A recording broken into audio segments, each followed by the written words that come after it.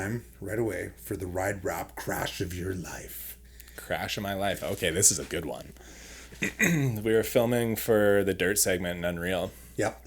Where it was snowing. When it was snowing dirt. Yeah. Great effects. And I think it was the third or fourth day of filming. It was right at the end of the day.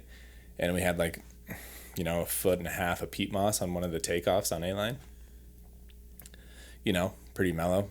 Probably hit that jump over 1,000 times. And at the top, Finn Isles was like, man, finally, last take of the day, we get to go home after this. And I was like, oh, you little... So we drop in, I wash my front wheel and go to chuck my bike. It hits my knees.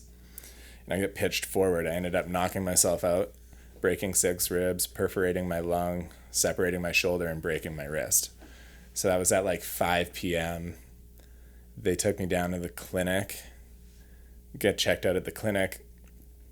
I end up waking up the next morning, no idea where I am. You weren't out that whole time. I wasn't out, but I don't remember. You're in and out. Physically I have no memory of from the time I hit my head to when I woke up the next morning. Wow, good one. So that was scary. Yeah. But I woke up at Sterling Lawrence's house. I'd never been there before.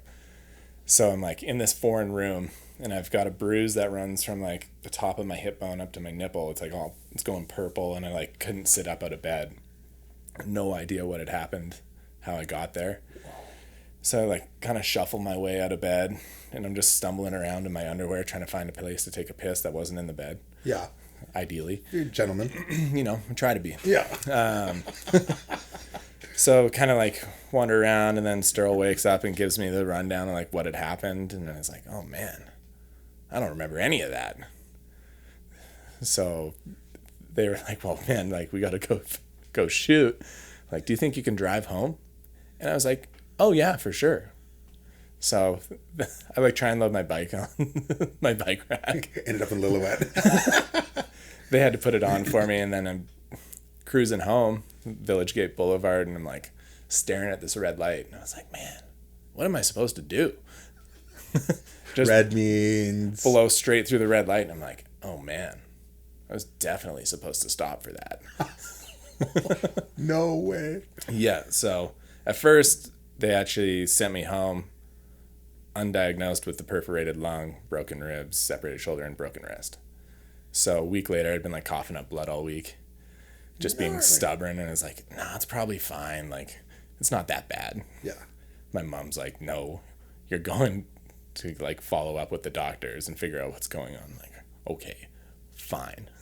So I go into the clinic, they pull out my chest x-ray, and you can see my right lung's fully wavy. I'm not sure if you've ever seen a punctured lung or a perforated lung at all in an x-ray.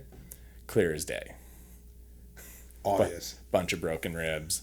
And she's like, so how much blood have you been coughing up? I was like, a little bit, not too much. She's like, guy. okay, well at this point, there's probably not too much we can do. So you're more than likely okay. But if your lung collapses, call 911.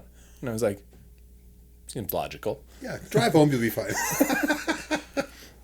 So another 6 weeks goes by, and my wrist is still really hurting. And my mom again is like, go get a fucking x-ray. Yeah. And I'm like, it's not that bad though. Oh my So go God. in, get an x-ray, broken scaphoid, get surgery.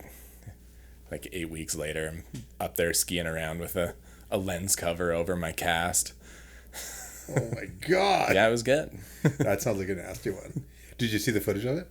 Yeah, it was actually in the crash reel. And it looks like such a nothing little crash. It's crazy, but it was pretty funny because I go forward and I go out of the view of the camera. And then I come back into the camera, my arms are just at my side, and I'm knocked out, and my head just bouncing in the dirt. Oh my God. It was good. Nasty. So, try not to repeat that one. Yeah. But Yeah, don't do that. No. Yeah, crash of your life. Oh, that qualifies.